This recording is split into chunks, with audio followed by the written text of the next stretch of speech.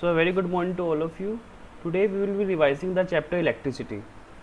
ये फॉर्मूलाज थे हमारे पास, ये हमने सब पढ़ रखा है. तो आज हम इस चैप्टर को अच्छे से, और बिकॉज इसमें न्यूमेरिकल्स बहुत सारे हैं, तो ये फॉर्मूलाज देखेंगे, इस चैप्टर को दोबारा से रिवाइज करेंगे और कुछ सिमुलेशंस का भी यूज़ करेंगे हम, ताकि हम देख सकें चैप्टर्स में और क्या क्या हो सकता है. देखते हैं यहाँ पर.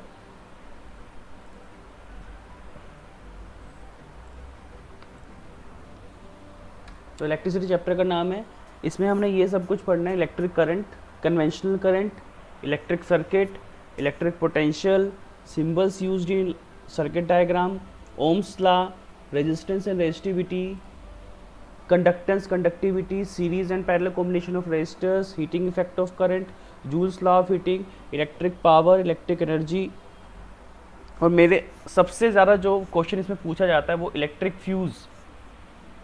ठीक है, तो स्टार्ट करते हैं. तो सबसे पहले इलेक्ट्रिक करंट क्या होता है?